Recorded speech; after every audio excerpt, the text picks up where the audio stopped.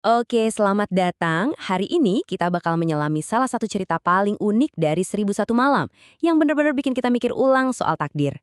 Judulnya, Hikayat Hasib Karimudin.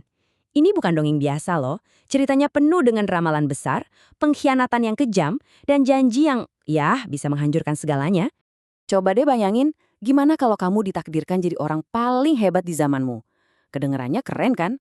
Tapi gimana kalau kamu justru males banget dan sama sekali nggak mau? Nah, inilah dilema super aneh yang dialami tokoh utama kita. Yuk kenalan sama Hasib Karimudin. Jadi, bahkan sebelum dia lahir, harapan orang ke dia itu udah setinggi langit. Semua ini gara-gara warisan dan, ya, ekspektasi dari ayahnya yang super pintar. Dan ramalan ini datangnya dari ayahnya sendiri loh, Raja Daniel yang bijaksana. Dia meninggalkan warisan yang unik banget. Isinya cuma 5 lembar kertas di dalam peti. Tapi konon, kertas ini bisa bikin putranya jadi orang paling berilmu di zamannya. Jadi kebayangkan, dari lahir bebannya udah berat banget. Nah, disinilah kita lihat betapa jauhnya panggang dari api. Di satu sisi ada takdirnya yang luar biasa, jadi orang paling berilmu, pewaris kebijaksanaan. Keren banget kan? Tapi di sisi lain, realitanya ampun deh, Hasib malah dikeluarin dari sekolah, ogah belajar apa-apa, dan akhirnya jadi pengangguran, bener-bener jauh dari citra pahlawan. Saking putus asanya, ibunya akhirnya maksa Hasib kerja jadi pencari kayu bakar. Nah, keputusan inilah yang ternyata jadi titik balik hidupnya. Dia nemuin sesuatu yang ajaib. Tapi sayangnya, penemuan itu diikuti sama pengkhianatan paling parah yang bisa dibayangkan. Jadi ceritanya pas lagi neduh dari hujan badai di gua, Hasib nggak sengaja nemuin pintu rahasia. Dan di baliknya, wow, ada sumur yang isinya meluap dengan madu murni. Kayaknya ini rezeki nomplok ya, anggap aja hadiah buat kerja keras pertamanya. Tapi ya namanya juga manusia, keserakahan itu ngubah segalanya. Rencana jahat teman-temannya ini berjalan mulus banget. Mereka ngerjain Hasib, nyuruh dia turun ke sumur. Pas Hasib udah di bawah, mereka langsung ninggalin dia gitu aja. Tujuannya, biar mereka bisa ngambil semua madunya buat diri sendiri. Jahat banget. Dan yang paling parah, mereka pulang ke Rurah, ketemu Ibu Hasib, dan dengan entengnya bohong bilang anaknya dimakan serigala. Bayangin. Mereka bahkan sok baik ngasih ibunya makan setiap hari, padahal mereka sendiri lagi foya-foya pakai hasil curian madu itu. Oke, jadi Hasib ditinggalin buat mati di dasar sumur. Kelihatannya sih ceritanya udah tamat di sini, tapi justru dari sinilah ceritanya jadi makin gila. Berubah dari tragedi biasa jadi mitos yang luar biasa. Di dasar sumur itu, Hasib yang penasaran nemuin sebuah lorong tersembunyi. Dia ikutin lorong itu, dan di ujungnya dia nemuin pemandangan yang gak masuk akal.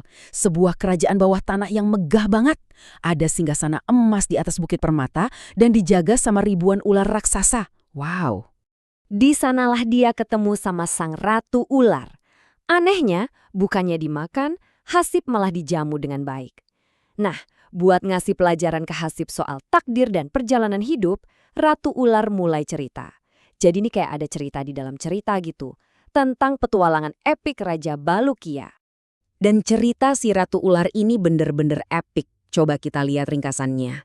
Ada raja namanya Balukia, ninggalin tahtanya buat sebuah misi suci.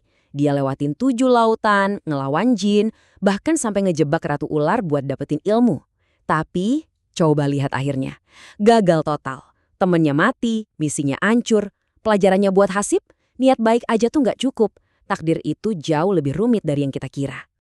Oke, setelah cerita panjang soal Balukia selesai, fokus kita balik lagi ke Hasib.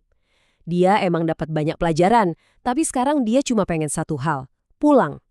Masalahnya, buat bisa pulang, ada harga mahal yang harus dia bayar. Ratu Ular akhirnya setuju buat ngelepasin Hasib. Tapi ada satu syarat yang jujur aja mengerikan banget. Pertanyaannya sekarang, apa sih harga dari kebebasan Hasib ini? Nah, ini dia syaratnya. Sang ratu ngungkapin sebuah ramalan yang bikin kaget. Ternyata, takdir kematian si ratu ini terikat sama satu tindakan sepele yang bakal dilakuin Hasib. Jadi, kalau Hasib pulang dan mandi di kamar mandinya sendiri, detik itu juga sang ratu ular akan mati. Aneh banget kan? Spesifik banget takdirnya. Di sini kita lihat dua sisi yang berlawanan. Di satu sisi ada janji tulus dari Hasib, aku janji aku nggak akan pernah mandi di situ seumur hidupku. Tapi di sisi lain, si ratu ragu banget. Dia bahkan nyebutin kisah Nabi Adam buat ngingetin Hasib kalau manusia itu sifatnya pelupa dan gampang banget ingkar janji. Nah, inilah inti konfliknya. Sumpah seorang manusia lawan keraguan abadi. Walaupun masih ragu, Ratu Ular akhirnya ngebolehin Hasib pergi. Seekor ular raksasa pun ditugaskan buat nganterin dia balik ke permukaan bumi, kembali ke dunia manusia. Tapi Hasib yang pulang ini jelas bukan Hasib yang dulu. Dia udah ngelewatin pengkhianatan, menjelajahi dunia mitos, dan denger cerita-cerita yang nggak ada orang lain tahu. Sekarang dia emang bawa kebijaksanaan kuno, tapi dia juga bawa beban rahasia yang mengerikan. Janji hidup atau mati. Dan jangan lupa, takdir dari ayahnya itu masih menunggunya di depan mata. Dan inilah pertanyaan besar yang tersisa di akhir cerita ini. Kira-kira buat memenuhi takdir dari ayahnya dan jadi orang paling berilmu, apa Hasib harus ngelanggar janjinya? Apa dia harus ngorbanin nyawa makhluk yang udah nyelamatin dia? Apakah sebuah takdir yang hebat itu sepadan dengan harga sebuah pengkhianatan? Nah, cerita ini ninggalin kita dengan pertanyaan besar soal pilihan, janji, dan harga yang harus dibayar untuk sebuah kehebatan.